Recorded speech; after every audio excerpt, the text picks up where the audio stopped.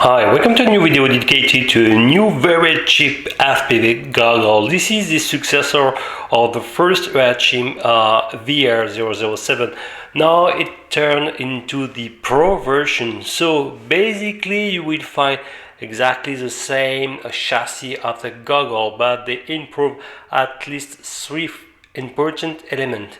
I would say the most important upgraded point is the built-in video receiver. Now from minus 90 dBm the sensibility have been upgraded to minus 95, so plus 5 dBm, and it's almost doubling the FPV range distance, so that's great.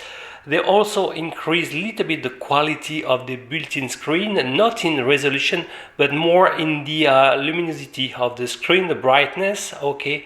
And I would say the last point, they also increase the built-in battery, well, the provided battery for 1600 mAh LiPo, so to enjoy at least 1 full hours of your FPV session. So let's discover this bundle. Here are all the elements you can find in the box. First, the instruction manual, so printed in black and white, and you will be able to find in the first pages all the characteristics, the technical ones. So as I said previously, the resolution of the screen haven't been upgraded, so it's still a pure and poor QVGA, so 480 by 272.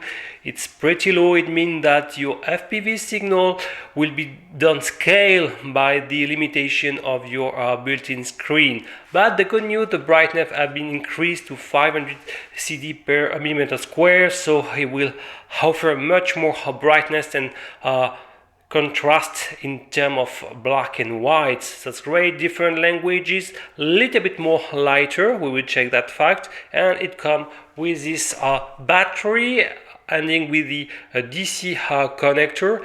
You will have to recharge it through an USB port on your computer, whatever, thanks to the provided USB to micro USB cable.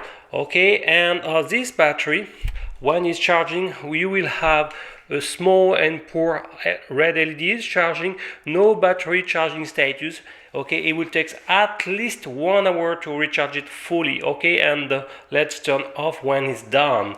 Good news on the video goggles, the current level of the battery is displayed. That's great. So almost the last element, a simple linear whip antenna with 3 dBm of gain, that's all. So it's coming in RP-SME connector, okay, and 2 wipes to clean your Fresnel lens associated on the rear bar. So let's check a little bit now the goggles. So as I said, you will find exactly the same chassis of the VR007, only a sticker indicating that it's the Pro version. So you will have the RP-SME connector, no diversity, okay, a sticker hiding a hole. You have here a small hole, no light emitted by, so you don't know from an external point of view that the goggle is turned on and off. 3 buttons here, okay, mainly to increase or decrease a value of a settings or to enter into the menu. I will show in a few instants. The DC female connector associated with the battery, okay, and on the other side nothing. On the bottom side, 4 screws to split into your canopy of the structure of the goggles, and here is a rear side, so a basic PCFLN foam installed, facial one, just glue like this. And in my point of view, well, it's comfortable, but for very hot temperatures, I think you will sweat a lot with. So there is no, maybe we'll have to change it, but it's okay. So as you can see on the left and right side, you cannot see any button or slider to adjust the distance of the Fresnel lens. So in terms to if you need some little correction for your old eyes, for myopia, and it's announced to be quite robust to any type of myopia. I would have to say that for my old eyes, for me it's little bit blur, but even if it's improved versus the original VR007. So basically for very young eyes, and it's okay. And for all eyes, the main question: can you insert into this facial mask your favorite, your correction glasses? And the response is yes, I was able to insert correction glasses. That's great, but in any case I will give you the dimension of the internal part. So it's basically 12 centimeters by something like 7, if I'm not wrong, 7 millimeter, and the distance of between the Fresnel lens to the beginning of the mask is something around 43 millimeters. Okay, so it's up to you. You can compute, you can calculate if your favorite glasses can enter into it. I regret the non-possibility to tune the Fresnel lens. Okay, and what we can regret, if we look closely, there is no way out to record, for example, your flight sessions through an Eachine DVR, for example. It's a pretty bad news, even if inside, okay, you will have some picture-in-pictures, image, photos. There is another out on the video receiver board, so with some little bit modding, you will be able to insert and to plug your favorite DVR, okay, for a cheap price. Okay, what's a pity they didn't include directly out of the box. So let's turn on this goggles. Really, what I like is the head strap. You can tune the lens laterally thanks to this Velcro band like this. Okay, so for very large heads, you will have to really adjust, because it's more adapted for small head in my point of view. So okay, and how to use when install the battery. You have a small bag here, okay, a small hole where the battery will be completely strapped. Okay, no real problem to insert it, but each time in the demo, okay, like this. And you will be able, it's holding pretty well, so no problem to carry laterally, and just need to plug the connector, no power switch button, and you will be able to find the view. So as you can see, you have the white snow, and on the bottom left you will be able to find two types of information: the current channel here 46, and the corresponding 5.8 gigahertz frequency. Here it's 5840 megahertz, okay, or 5.840 gigahertz.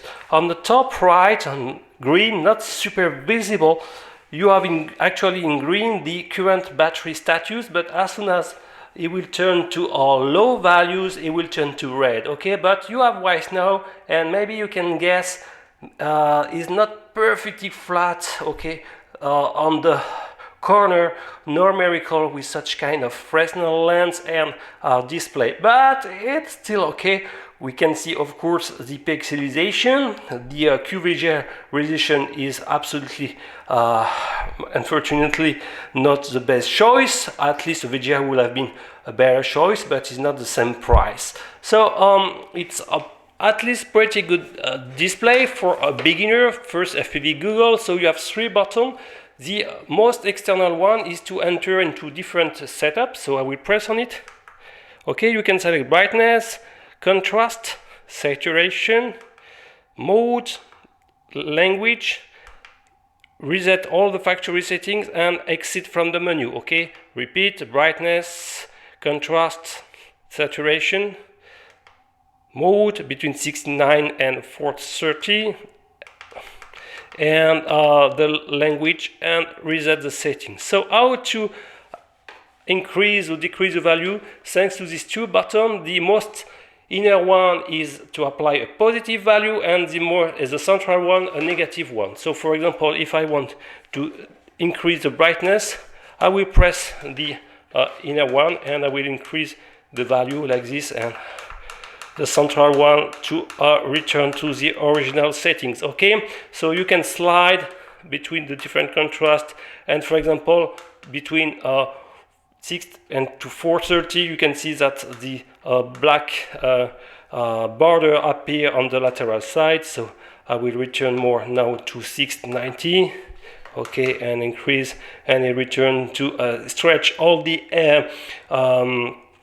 border. Is good to have an option to apply your favorite aspect ratio.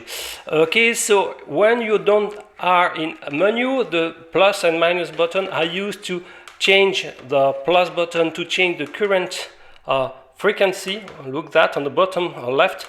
So the last number it changes each time I press the plus button. Okay, so to select your waveframe inside the current band, and the central one is to select one of the 5 bands. Okay, here, and you have as well the corresponding frequency. So for example, the band 1 seems to be associated with the Boscam band, if I'm not wrong. Okay, so seems to be okay. Or maybe the band A, not completely sure. But anyway, you have 5 bands, and the rest band is supported as well. So now it's time to perform some latest tests and comparisons. In terms of sensitivity, with the advertised minus 99 dBm, okay, I will compare with the EV800, okay, and also have only a minus 90 dBm built-in receiver, and with a common linear video source in 5.8 GHz, and let's check how are putting the breakup in the video signal. Okay, let's compare the quality of the EV800 versus the new VR007 Pro. So this one is a VGA display and this one a quarter VGA, so we should have a much better quality on the left goggles, but the price is almost double. So anyway, let's take that and perform some range tests. This one have a better RX built-in video receiver. So I will turn on this 25 milliwatt built-in video transmitter associated with the King Kong Tiny 7. Okay, and I will turn on both goggles. Okay, so hope you can see, and plug the